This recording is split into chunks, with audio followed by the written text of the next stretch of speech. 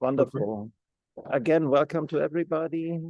As we had discussions about international business over the last couple of weeks, I thought it may be interesting for you to get the presentation by one of the most competent researchers in international business in the German-speaking area, I would say. It's my dear friend and colleague Bernhard Dax. You are broadcasting from Vienna, I presume, right? That's right. Okay, so we're really international. Most of the students, or some students, are still not on campus. They're still at home in the sense that they have not had the opportunity to get visa in time. So we're trying to get this. Some of the students are in Stuttgart, some are somewhere, and I'm here in Brussels in a hotel lobby. Okay, good. What can I tell you about Bernhard? I started working with Bernhard on international business issues about 20 years ago, wasn't it? Around 2002, 2003. And yeah, Bernhard is with the Austrian Institute of Technology, a very, very nice research organization, a very prominent research organization. So I think before we get into much talk about this, I think we should kick off your presentation. Bernhard, if you allow me to share my screen.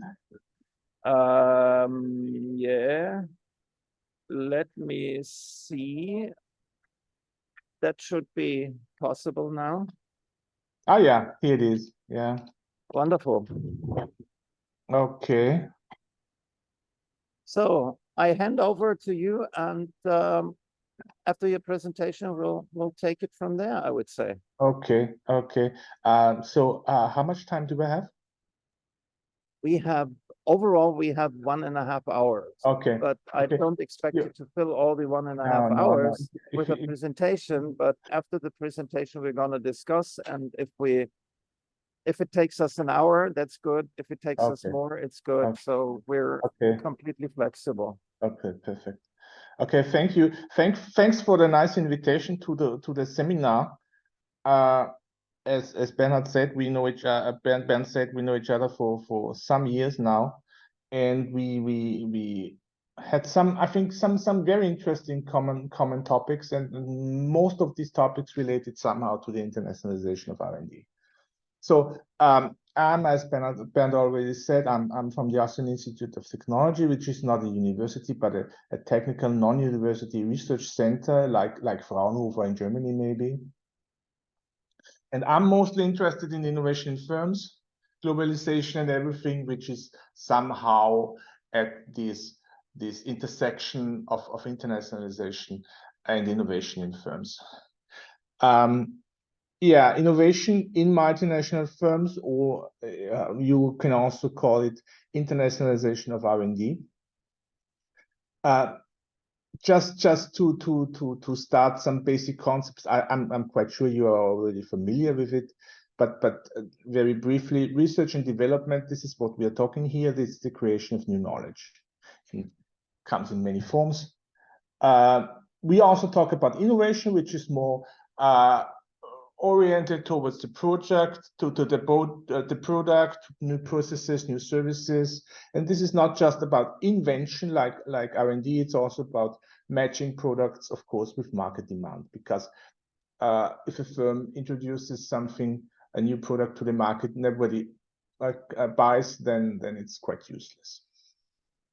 And we also talk a lot in this presentation about multinational enterprises. So it's very simple. Multinational enterprise consists of a headquarter in some particular country and subsidiaries in different countries. You have large multinational enterprises, you have small multinational enterprises, but in principle, it should have locations in at least 2 countries. This is a multinational enterprise. Okay. if we talk about internationalization of R&D, what do I mean with this? It's quite simple. It's basically multinational enterprises perform research, development, and innovation outside their home countries.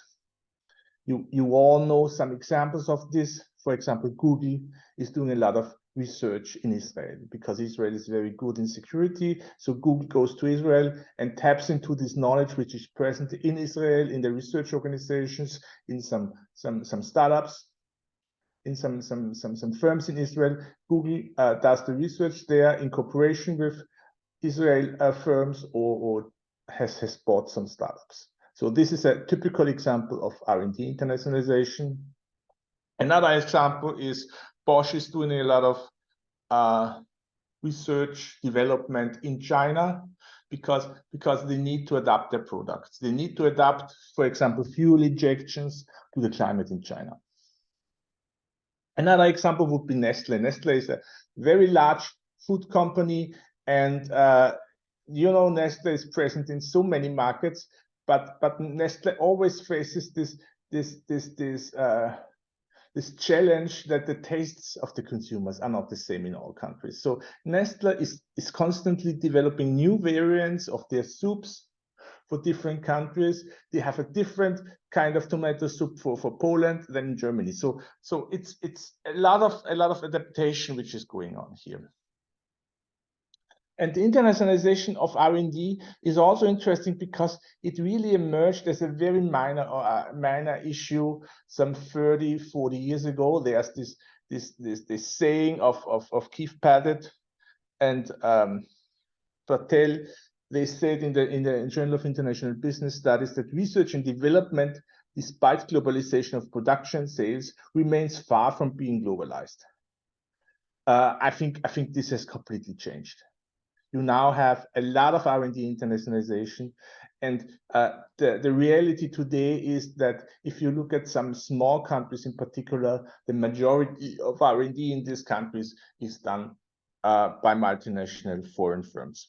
So it really emerged as a driving force of business R&D in several countries.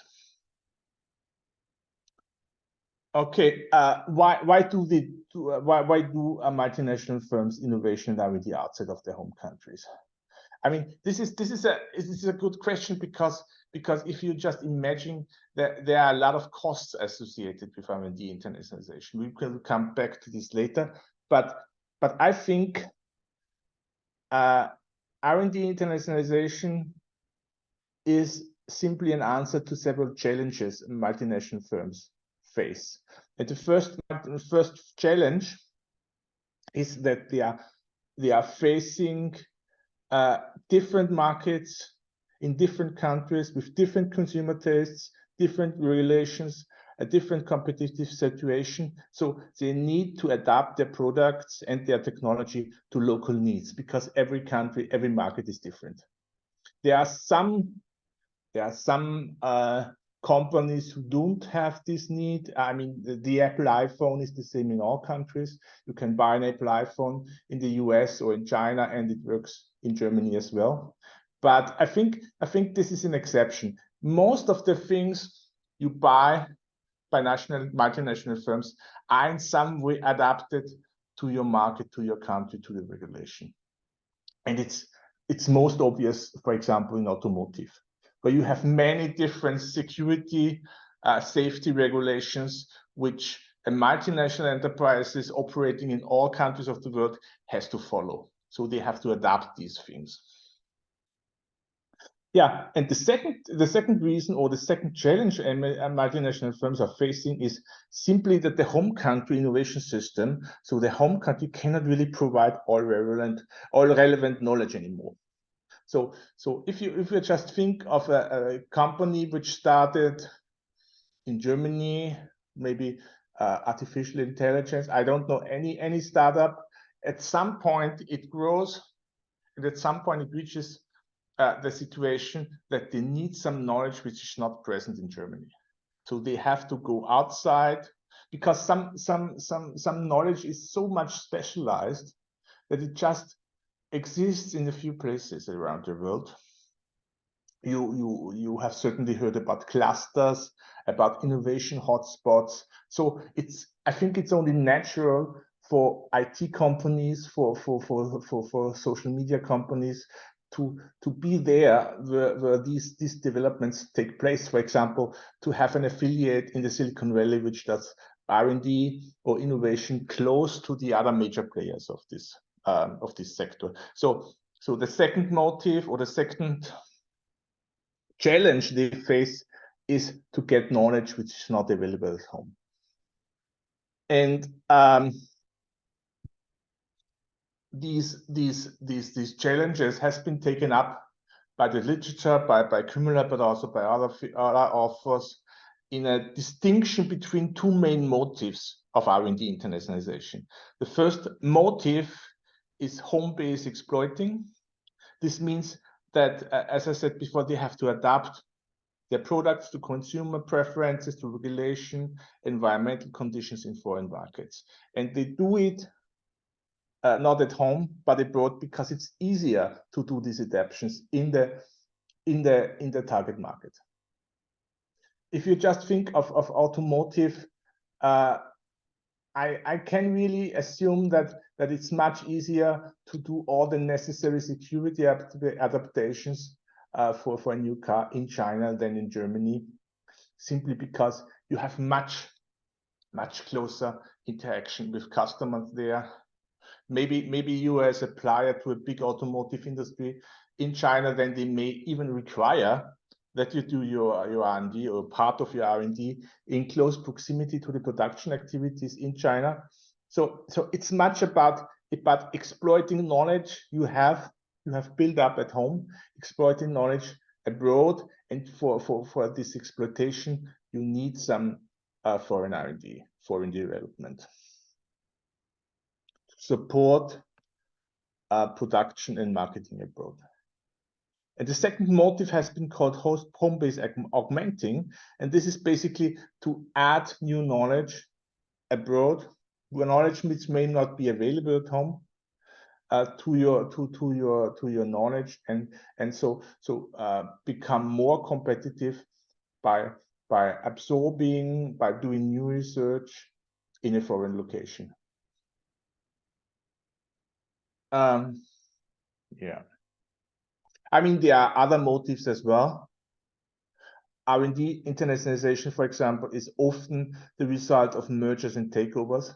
Just think of the German company Bayer, which has taken over Monsanto, and Monsanto did a lot of research, or still does a lot of research. So Bayer has bought R&D activities in the US via this merger.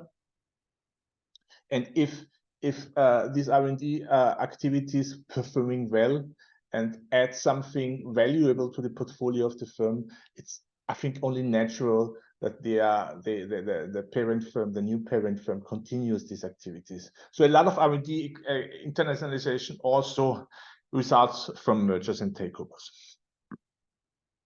I think another important thing is that setting up an R&D activity or facility is also a sign of commitment to the host countries, and we know this is true for China in particular, or for India, because the governments there in some way require that firms also do some R&D there. If public funding is important, this is something which can be debated, because there are a lot of studies which say public funding or public support for R&D is not very important for these location decisions of firms. They are more looking at the availability of skilled personnel and all these things. But I think a lot has changed with the tax credits. You may know that there's a system of tax credits now in place in Germany, which means that you can reduce your corporate income tax if you do R&D activities.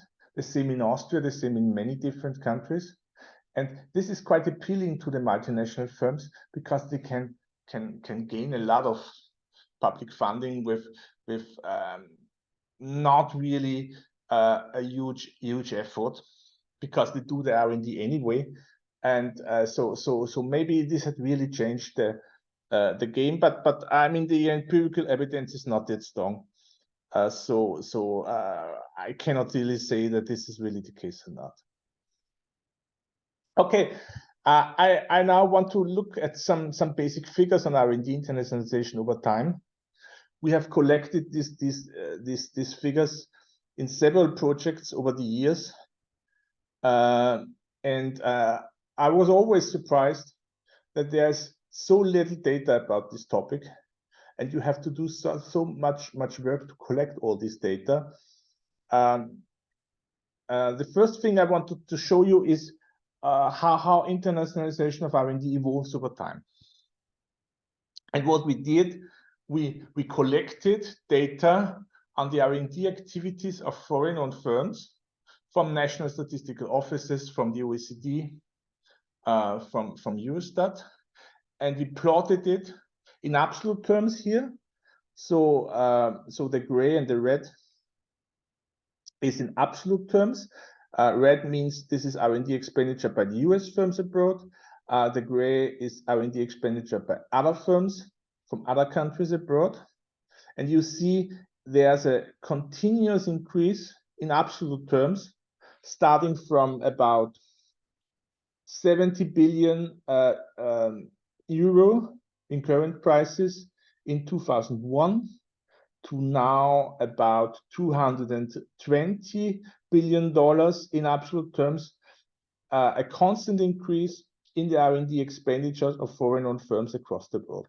We have included all major countries, including China and India. I mean, the data on China and India is a little bit difficult because it doesn't follow the same standards as the data from the OECD countries, but nevertheless, we included it. And what we see is R&D internationalization is increasing over time. There's more and more R&D activities, R&D expenditures of international firms, of foreign-owned firms in the countries of the world.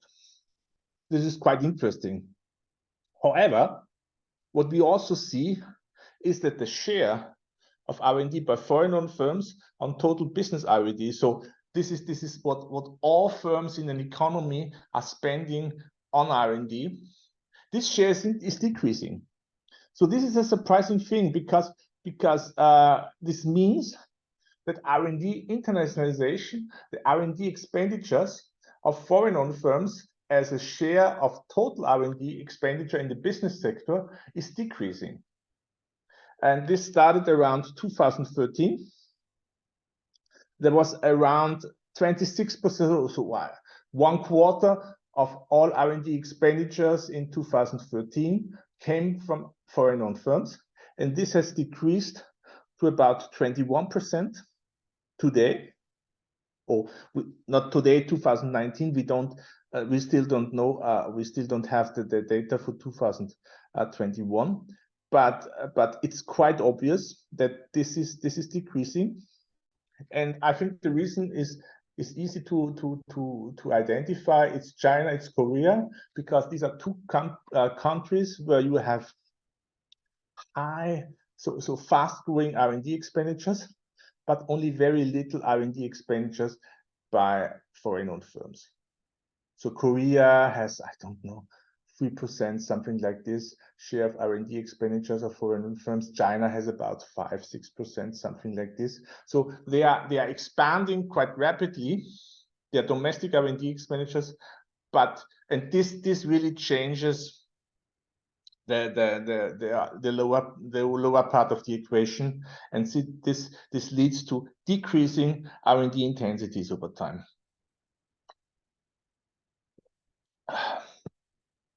You also see a second or a third interesting point. If you look at the red bar, you see that the share of the red bar, which is the US, on total is decreasing over time. It was around, I would say, 30-40% in 2001, and it's now 20% today. So this means that R&D internationalization has become more diverse. It means that companies from other countries than the US or Germany are entering the game, and a lot of these companies come from emerging economies like China, India. They already have set up a lot of R&D activities in the European Union, in the US. So it means that the total trend of R&D internationalization becomes broader, because more and more firms from different countries are involved, and the share of the US on total is decreasing. This is what you can see in many countries if you look at the data from different countries. Okay, we also tried to map the global relations. So who is investing in which country, and how are these relations? And we ended up with this graph. It's a little bit difficult, but the main point here is you have the US, the United States on the right side, you have the European Union on the left side, and you have these starts with show you some relationships. For example, we know that European Union firms spend around 24 billion on R&D in the US. On the other side, you have about 15 billion of R&D spending by US firms in the European Union. So the European Union is much more active in R&D internationalization in the US than the US firms in the European Union. We have also China and Japan as two additional players. Interestingly, China has around the same size of European Union R&D expenditure and the US, but I mean the figures are not really the data is not really good, so it's more an estimation, I would say here. But nevertheless, China is becoming more important for European Union and for China as for the US as well. But still, the main relationship is between the EU and the US. Yeah, let's have a look at Germany's position, because Germany is a quite interesting country in R&D internationalization. And I think the German position also tells you a lot about the structure of R&D internationalization today.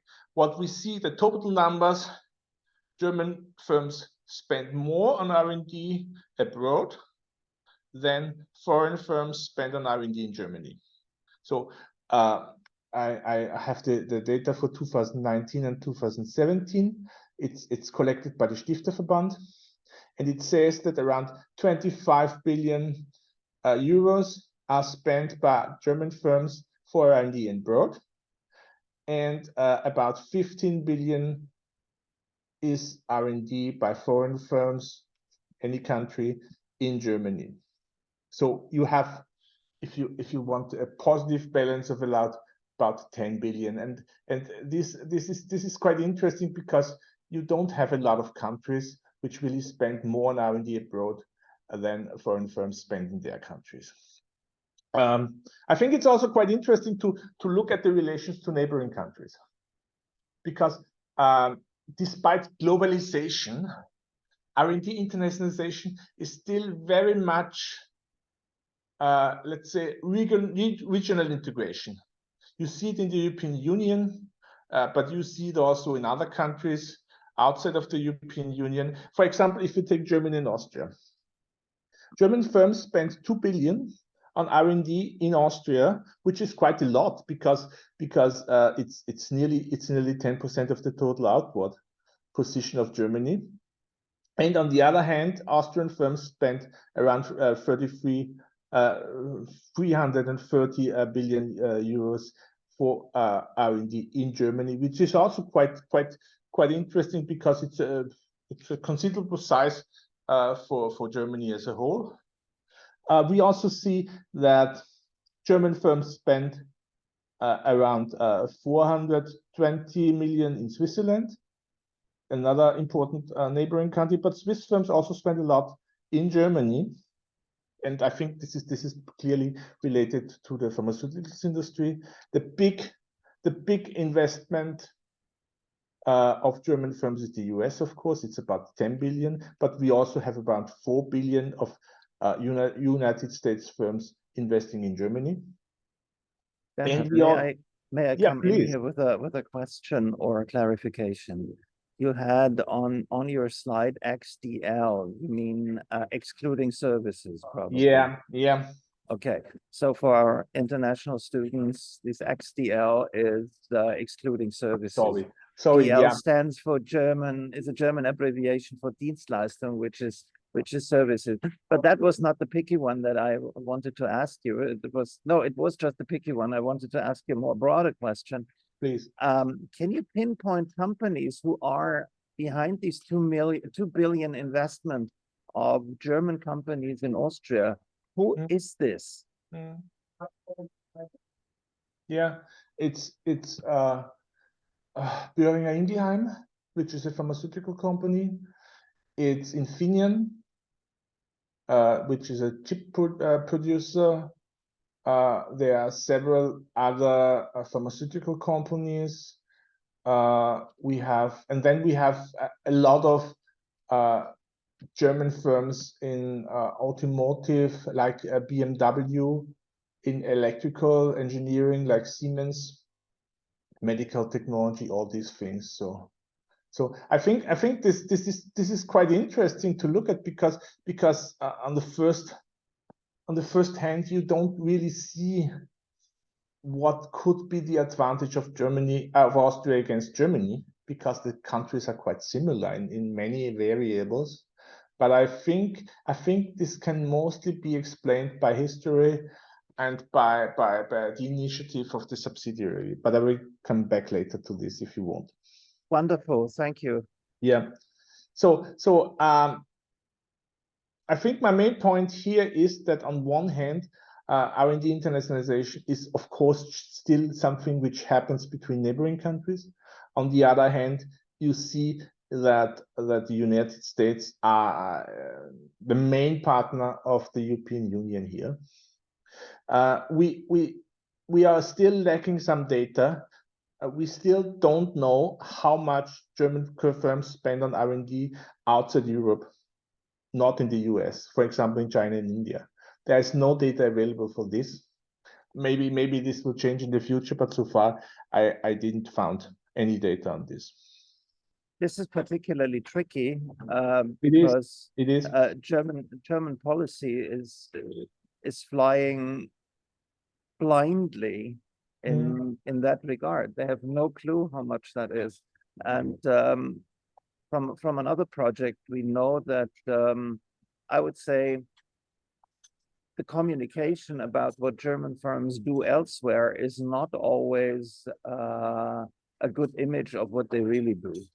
Okay. So I completely understand, and that there is this question mark that you told us about.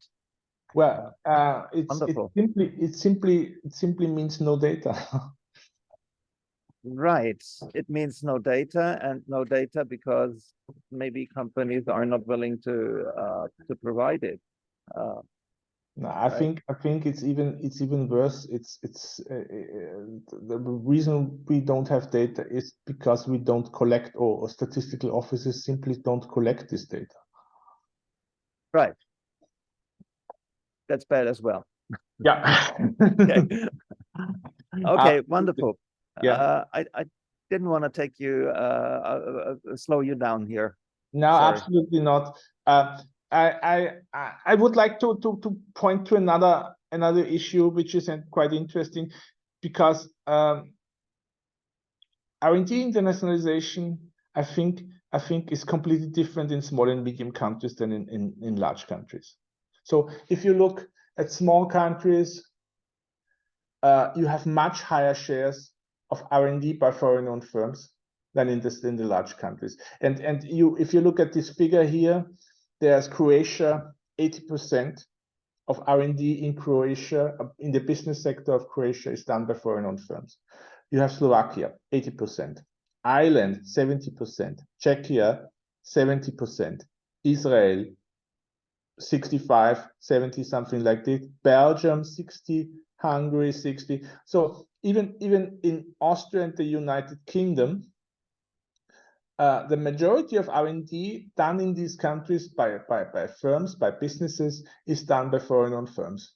And this is something which is really interesting. This is completely different from the large countries, where you have, for example, on the other side of the distribution, you have Germany around 20%, US 15%, Japan below 10%, and China something 5%, something. So I think if you look at R&D internationalization, you always have to distinguish between the large and small countries.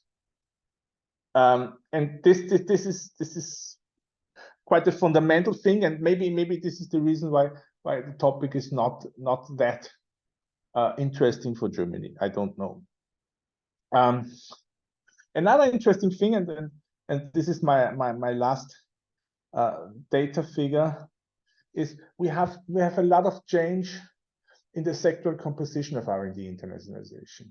So R&D internationalization 20 years ago was mainly about the automotive, electrical, chemical, pharmaceutical industry.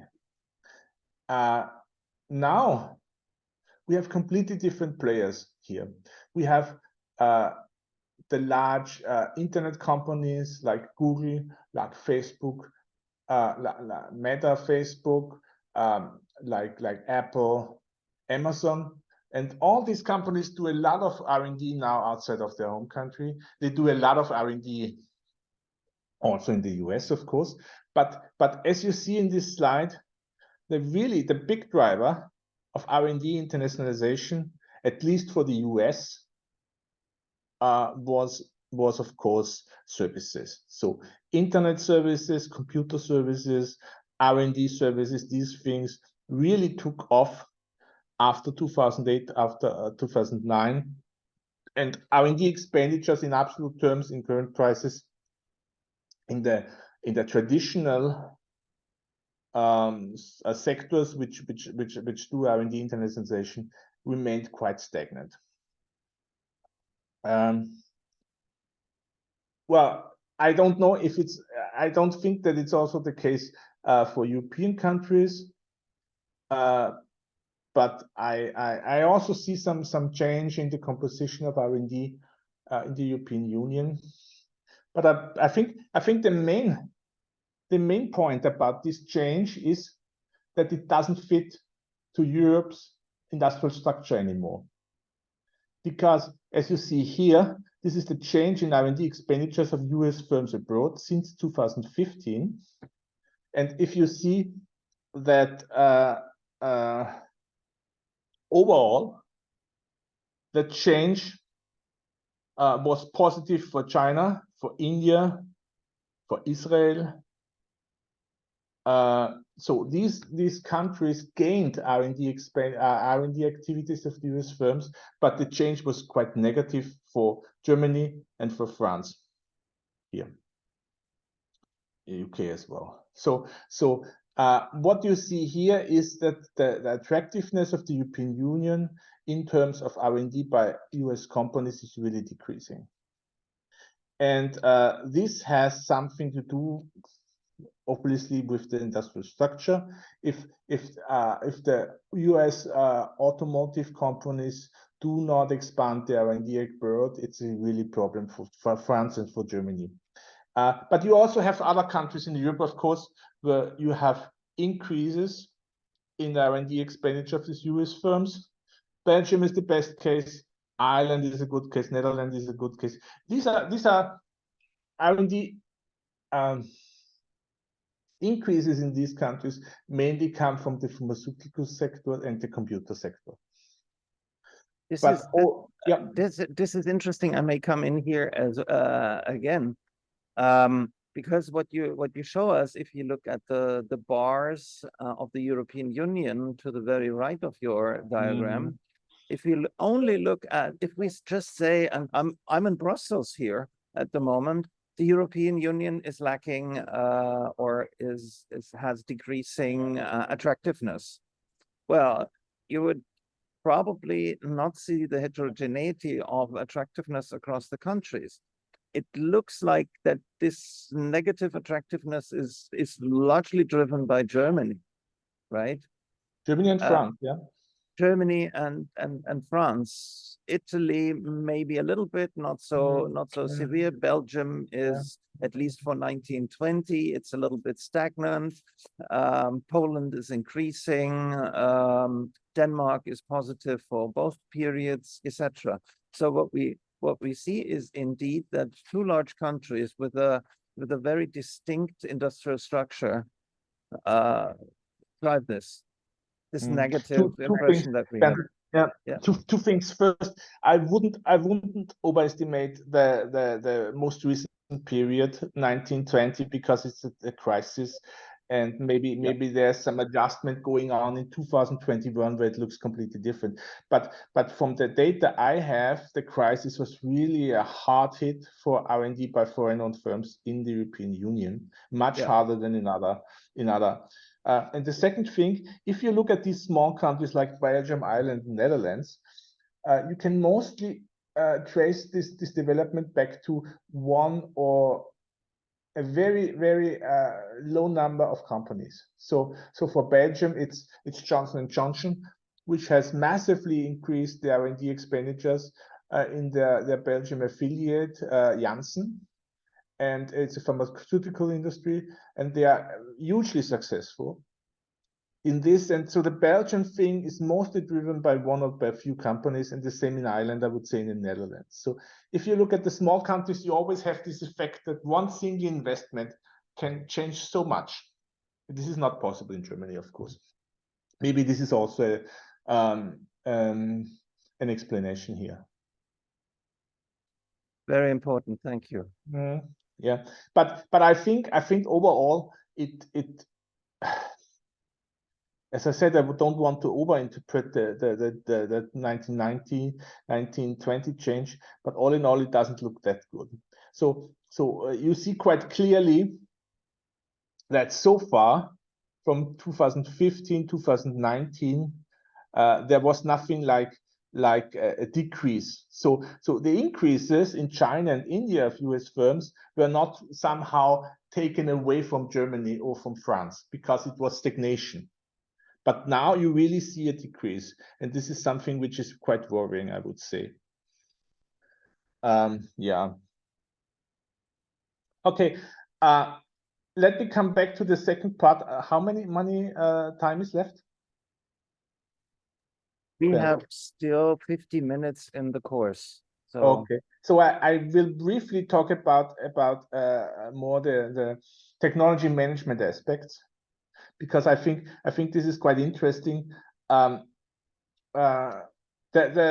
coordination challenge in multinational firms, and I think this is more like the cost side, if you want, of R&D internationalization. Because the main challenge, if you think of R&D internationalization, if you think of a company has headquarters in Germany, has R&D activities in 5-6 countries, the main challenge for such a company is coordination, of course. How can this company coordinate their innovation, and how can they coordinate the exchange of knowledge within the multinational firms group? I would say, first of all, they should be quite well prepared for this challenge, because this is exactly why our multinational firms exist. This is John Dunning internalization advantage. They are very good in creating and transfer assets, knowledge across borders. Otherwise, they would do just exporting, or they would cooperate only domestically if you are not good in that. But if you look at this a little bit deeper, you will see that coordination is really the biggest challenge here, because it includes all the costs of R&D internationalization. And the cost, of course, is less efficiency than in a concentrated setting. You have maybe some economics of scale with a concentrated R&D department, which does everything. You have lots of linkages to the domestic science base. This is very important because most firms started in one country and have very tight linkages to the domestic science base, to universities. You have agency problems because the affiliates may have a different agenda than the headquarter. And of course, you have this problem of involuntary spillover. Some people also call it knowledge theft. And some people say that this happens a lot in China and in other countries. So these are the costs. And I think multinational firms are quite aware of this. And I want to talk briefly about this side of R&D internationalization here. First, it's quite obviously that these knowledge flows are the first big challenge here. There you have flows from the parent company to the subsidiaries, from the subsidiaries back to the parent company, from the local environment of the subsidiary, from a local university to the subsidiary, but also from the subsidiary to the local environment or to peer subsidiaries. So you have very diverse knowledge flows here, and these knowledge flows need to be somehow managed. Yeah. Why is it so hard to manage these flows? I think the first point is quite simply spatial and cultural distance between the sender and the receiver. Even if you are in the same company, there may be different cultures. You have different time zones. So there's a huge area of possible misunderstandings here. And the second thing, which is also quite well known, is that large organizations typically do not know what they know and fail to exploit existing knowledge. So this is the problem you have in all large organizations, that you have different pieces of knowledge in different parts of your organization, and how can you bring these together? You also have these differences, these problems which relate to the differences between knowledge and information. Maybe you have heard of this. Knowledge is something which empowers its possessors with the capacity of intellectual and physical action. So, and information is more the shape of structured and formatted data. So the point about knowledge is that some types of knowledge are tacit. They are bound to their local context and transferable over distance only at quite high costs. This means that even if you know something which is valuable to the company and you sit in Austria, it may be not that easy to transfer this knowledge to the corporate headquarters in Germany. These issues, this challenge, lead to different strategies and structures. What we can observe in many cases is that central R&D, like in the upper left quadrant, is centralized in the home country, and the affiliates abroad only do development. So they only do adaptation, which doesn't require a lot of knowledge exchange in both directions. It's, I think, a very simple model which may avoid many of the problems I've talked before. Even simpler is to concentrate everything in the domestic sphere, to concentrate R&D, to concentrate research and development in the home country, like it's in the lower left quadrant. And then you have other organization modes, like in the upper right quadrant, where you have a lot of interaction. So different affiliates do in the at home and abroad do research and development, and they rapidly exchange knowledge. This is, for example, quite used quite often in the pharmaceutical industry. You have different affiliates in different countries specializing on one disease. For example, that Novartis in Austria is specialized on all disease related to the eyes, or something like this. So it's somehow this form of organization is needed in very highly specialized knowledge fields. You cannot really exchange the persons who really have to focus on one particular thing. And I think it's also quite used in surroundings or settings where you have one specialized university where you want to cooperate. And the third thing, dispersed, I think it's quite unusual. But I want to say with this that there are many different ways to minimize this problems with knowledge transfer, and it very much depends on the sector, of course. Yeah, we know that knowledge is difficult to transfer. If you look at this figure, the most easiest type of the most easiest to transfer is data, which is just information. It's something we can put in an Excel sheet and send to the partner. Then we come to information, which needs more context, and knowledge, which is even more difficult to transfer. If you can codify it, if you can make it explicit, if you can write it down in an email, then it's easy. But if you have tacit knowledge, which is not really easy to point down, then you have really a problem in the multinational organization to organize this knowledge exchange. And this is just an example. What is this tacit knowledge? Is riding a bike, playing a musical instrument, know intuitively what your customers want. How can you teach this something to another person which sits in an affiliate at the other side of the world? Very difficult.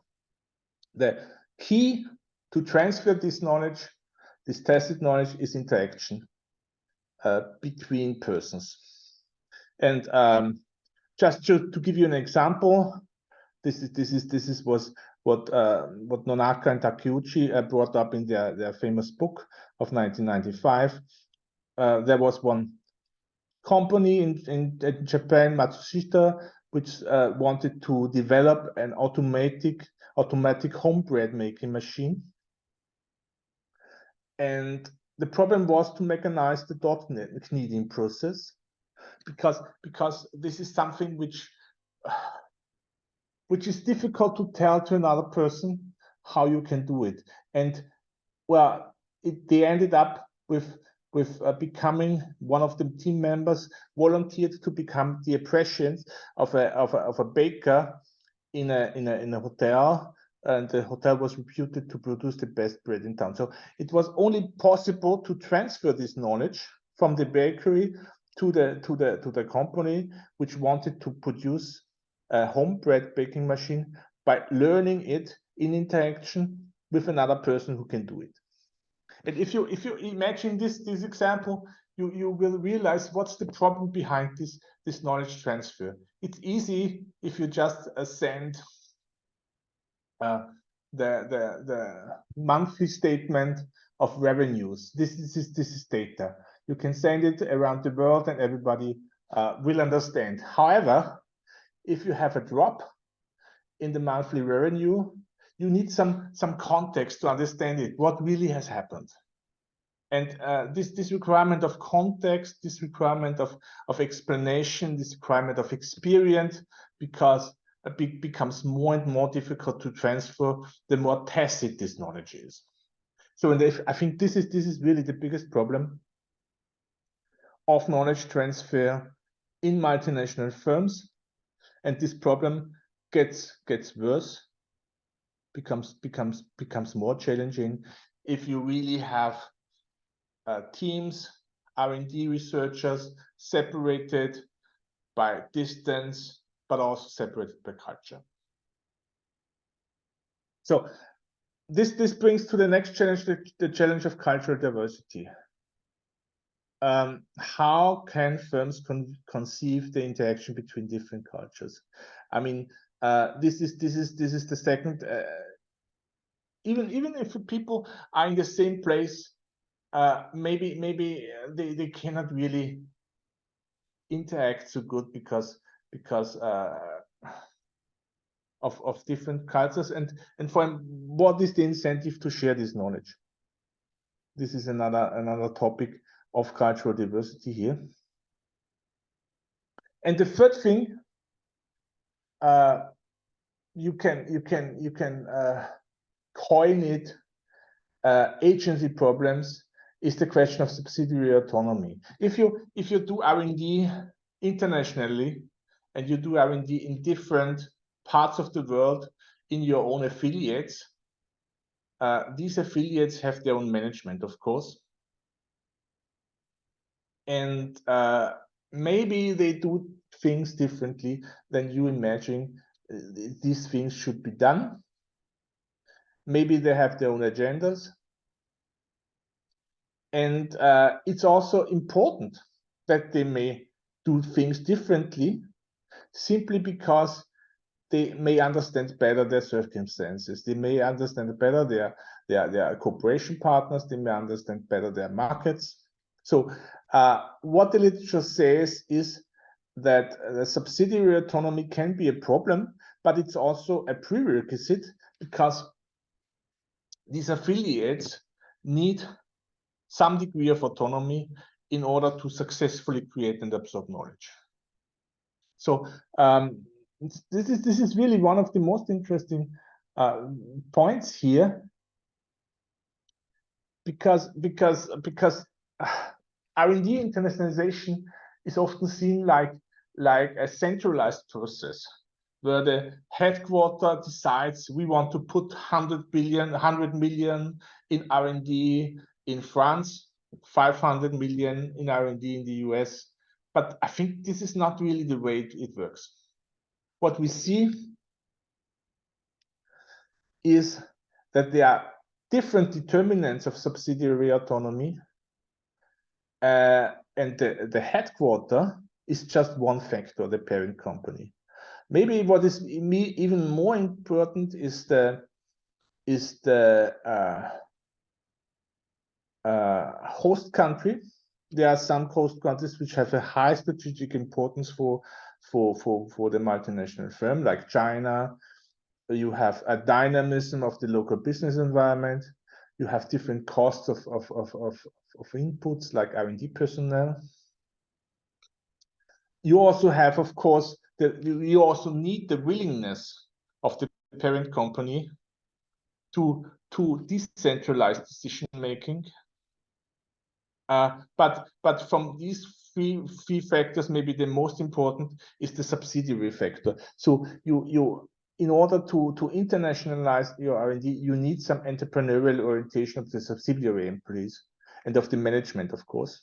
You need some credibility of the subsidiary management, and subsidiaries with a good track record, I think, more successful in internationalizing the R&D. So my point is that this picture of centralized decision processes by the parent company is, I think, a little bit incomplete. We have much more decentralized decision processes in multinational firms. We have competition between different subsidiaries for producing, for researching the next generation of one important product. So it's much more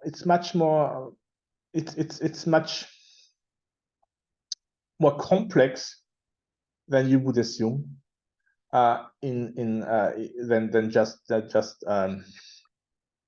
doing investment decisions centrally. And I think this subsidiary autonomy and this complexity explains a lot of what we find in the small countries like Austria, because you have some very, very successful subsidiaries with a local management, which have a huge track record of R&D and which have quite a high autonomy in doing R&D, and in some ways they operate like independent firms. So I think this explains a lot of what we've seen in Austria and other countries as well. Okay, how can multinational firms face this challenge of the knowledge management? I think there are basically two ways. The first way is investment in information technologies like wikis, internal management, process descriptions. You may also add management software like SAP, and all things trying to codify the knowledge and makes it accessible. This is I think the technology way. It has got a huge push in recent years from artificial intelligence, which helps firms to codify this knowledge, and it also receives a big push from work at home, because today it's much easier, like in our case here, to call in an expert and make these exchanges, which which required a presence at one place, can be subsidized now with telepresence. Yeah, and the second way to manage this knowledge and coordination challenge is to encourage the staff to identify, store, share, and use the knowledge throughout the organization. So it's more the people or process-based approach. Face-to-face communication, informal interaction, team-based mechanisms. All these things you know from technology management. This approach really focuses on learning by observation, learning by working together, interdependent department working groups, etc. Okay, let me shortly recap what I have said. What's the internationalization of R&D all about? I think it's mostly about that multinational firms need innovation activities abroad to remain competitive for product adaptation, but also for creating new knowledge abroad. Otherwise, they wouldn't do it, because it's really a hassle with all the coordination and the knowledge transfer. We also know that R&D internationalization is increasing in absolute terms, but is decreasing in relative terms. Still, the US-EU relationship is most important. If you look at the global relations in R&D internationalizations, there's also a very important factor in the relationship between European countries. R&D internationalization is a lot about European integration, but we also see that emerging economies are increasing, but we lack some data on this issue. I think it's really fair to say that R&D internationalization is important for small and medium companies, countries in particular. I think to understand R&D internationalization, it's necessary that you have to consider that R&D internationalization comes at a cost. And this cost is clearly the coordination and the knowledge transfer aspects. Okay, I can stop there. Maybe we can go to the policy in the discussion. Bernd, okay? Yeah, wonderful. Thank you so much for this rich presentation. And now I'd like to open the floor to the students for questions, for clarification, for suggestions, etc. You can do two things. You can put your question in the chat, or you can raise your hand and open your microphone. That also works. So, are there questions, comments that you have?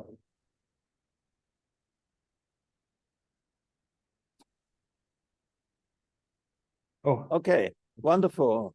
Open your microphone, Mr. Lopez.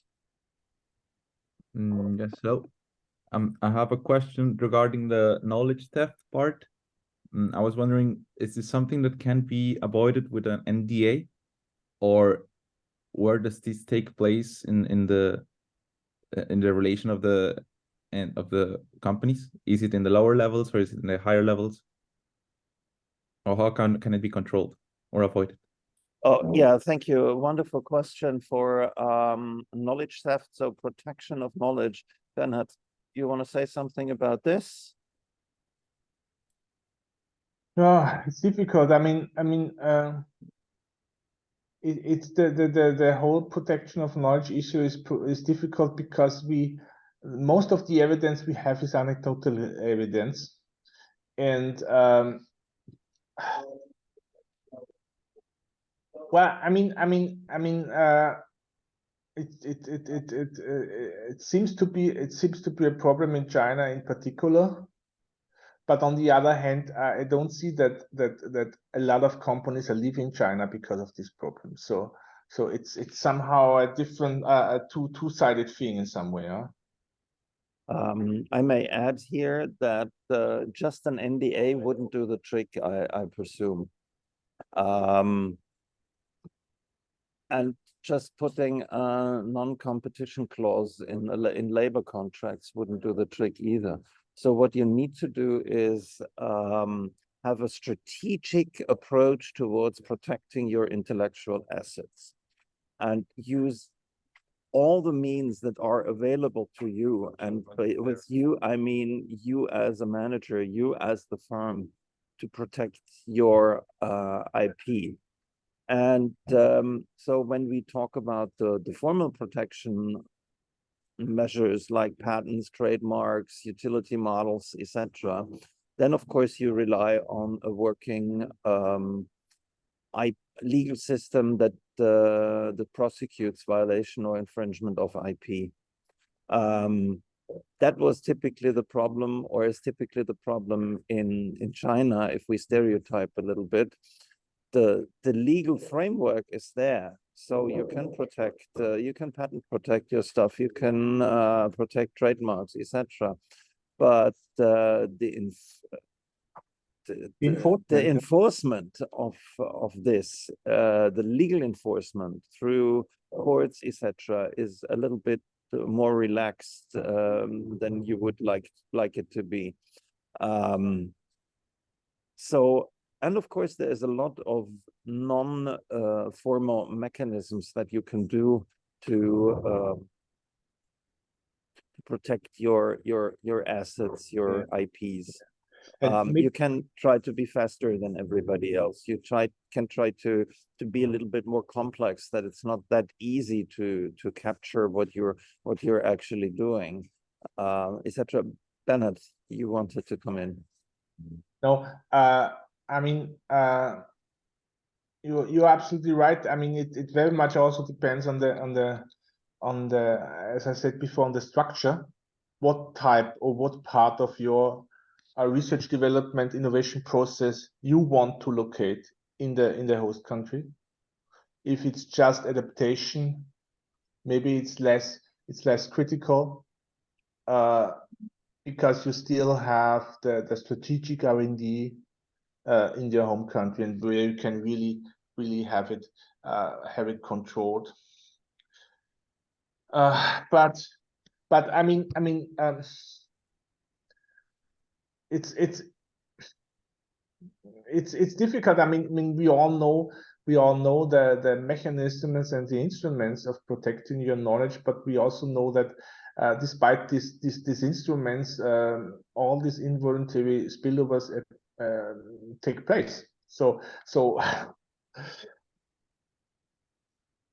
they indeed do, and you can also do the math. It is not only your company that is the source of an involuntary knowledge spillover, but of course you will also, or your employees will pick up some information, some knowledge on the way. So at certain times you are the beneficiary of this spillovers as well. Yeah. Yeah. So Yeah. can be the case. So other questions that have come up. May I ask? May I add something? Of course. It would be interesting to look more if you talk about knowledge spillovers. To look at people who left multinational firms in Germany and started their own business, because this is something you have very little information about. This there's one paper by some colleagues from Lund who looked at this for Sweden.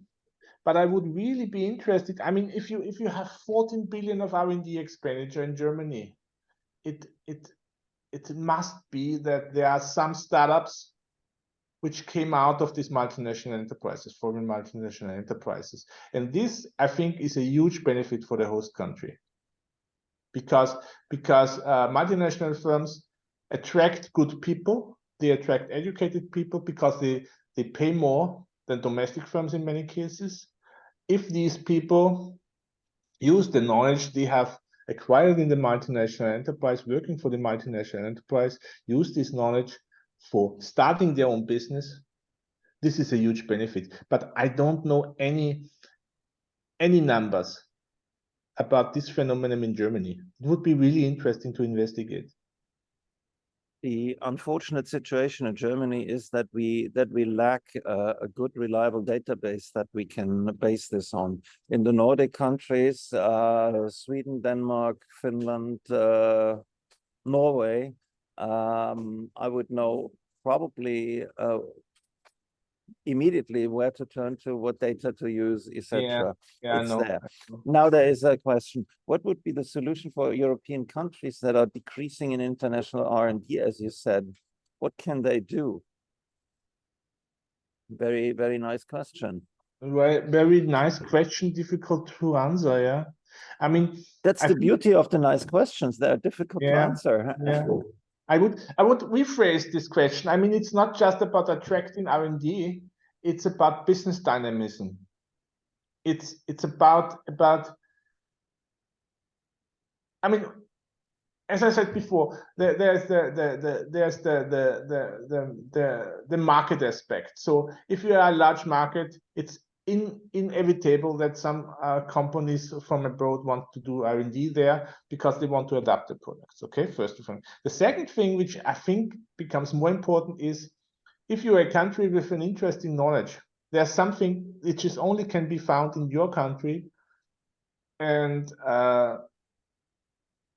which is useful to the foreign firms, they will come to your country and do R&D here. And this is something maybe which is somehow lacking in some European countries, including Austria and including Germany.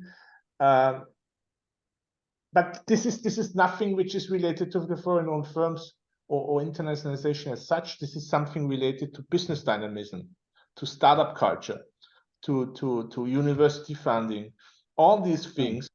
So I wouldn't focus here on the foreign-owned firms on this side, but focus more on this dynamism as such. But I mean, this is well, just a rephrasing.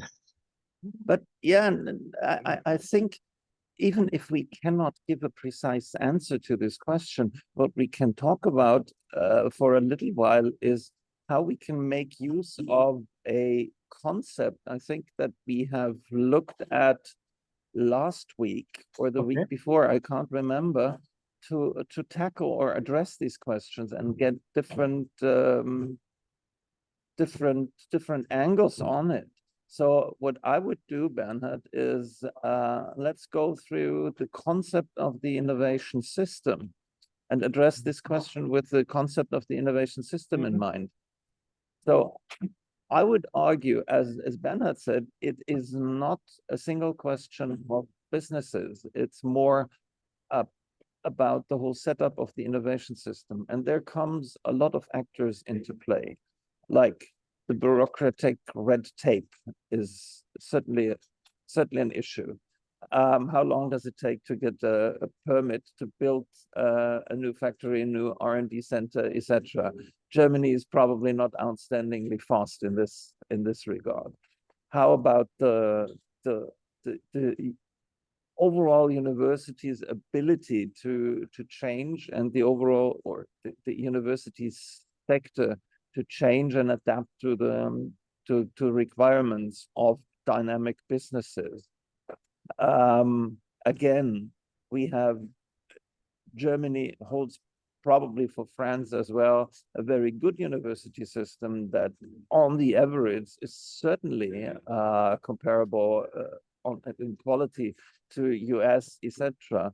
But of course, Germany, with one or two exceptions, lacks these lighthouses of academic excellence in the universities. So of course we have the Technical University Munich, who that is top leader, but that's about it. Plus, as Bernhard said, knowledge transfer from the university to companies, to startups, etc. We have to consider this, and all this together makes Germany an attractive or less attractive location for R&D. And some of you will have realized, and this is certainly the case, not the case in other countries like Belgium or even the Nordic countries, you have to know German to live in Germany. You have to, at least some decent German is necessary to find your way around, not only in shops, but also in administration, etc. And of course, this is a barrier to potential international R&D workers to come to Germany, right? So again, you could address this by looking at the innovation system idea and get a more nuanced picture, even though we won't be able to give you a precise answer to this very interesting question. Yeah. Bernhard, I have noted that you once mentioned that public funding is not that relevant for the location decision. How about other funding opportunities, like the notorious weakness of Europe when it comes to venture capital, for instance? Does that hamper internationalization of R&D, or is that completely different field? No, I think it doesn't hamper simply because the multinational firms have a lot of money themselves. So okay. They are not really, but I mean, if you have a good startup culture, including venture capital, it may be that you produce or you bring about some interesting companies which will at some point taken over by foreign multinational and evolve over time into something really big for the whole multinational firm. So it's I think it's more related to the attractiveness thing you have mentioned before. Okay, wonderful. So, but I mean, what's really significant now is tax credits, because there's a huge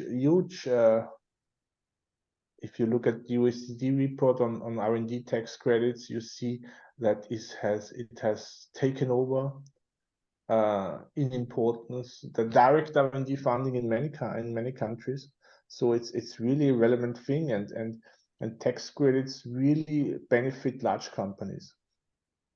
Yes, they do. Explain us a little bit how these tax credits work.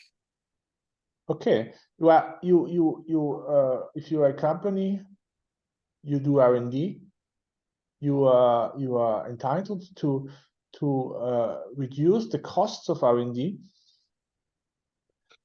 from the taxes for the corporate income tax you have to pay, from the base or from the amount of tax itself. So when you do R&D, that reduces the taxable income that the company has, and this is really attractive. It's attractive because well, if you are a company and you do, I don't know,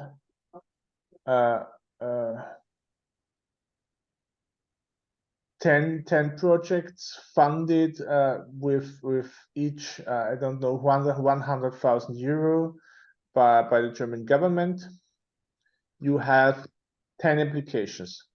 If you get a tax credit over 1 million euro for your R&D, you have just one application. So it's something related to the size of your activities. So the underlying logic is that by tax credits or by grants, we make R&D cheaper.